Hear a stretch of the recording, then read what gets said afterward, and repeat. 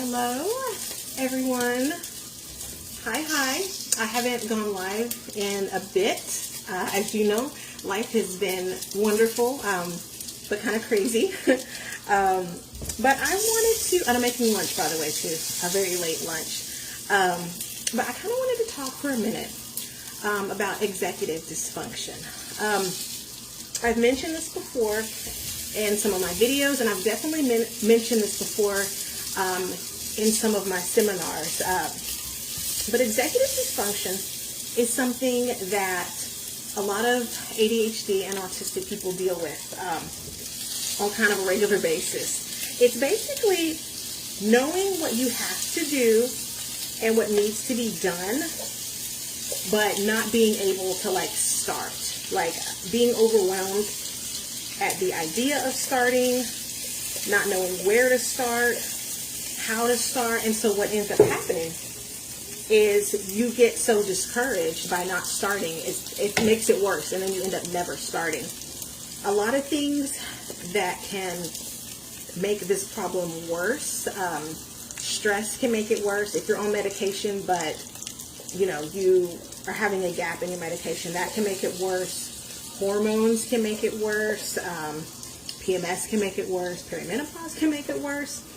And, a lot of times I feel like we get caught off guard with executive dysfunction. And so all we know is that we feel like, oh, we're being lazy. I'm not doing what I need to be doing. And you're just sort of watching the clock, scroll by as these things are just not happening and not getting done. And you feel lazy, but it's not laziness. It's just the inability to get started. And I think a lot of people suffer with this and they don't even realize what's happening. And especially if you're a mom or you're just super busy, it's extremely easy to gaslight yourself into thinking that you're just doing something wrong. You're just not trying hard enough. And that's absolutely not the case. But it's definitely something to be cognizant of. And a lot of times you can feel it when all of a sudden, you're going about your day and you feel like, oh man, I just feel so different. I just feel like I'm not getting anything done. You feel maybe unmotivated, maybe even a little bit depressed. And when you have those feelings, it's a good time to kind of stop and take stock of what's going on in your life. A lot of what I do, the work I do is based, with women.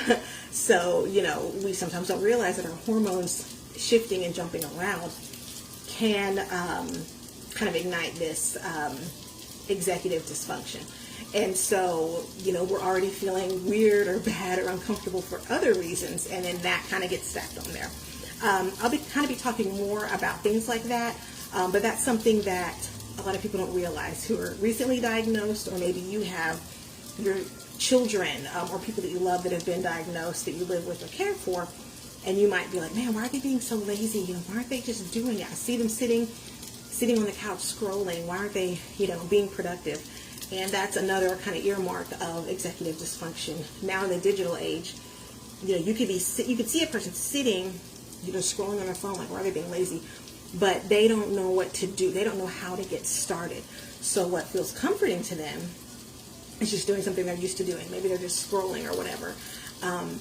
And that is a sign of executive dysfunction. It's not laziness. I'm not saying that laziness doesn't exist, but for neurodivergent individuals, a lot of times things look like laziness.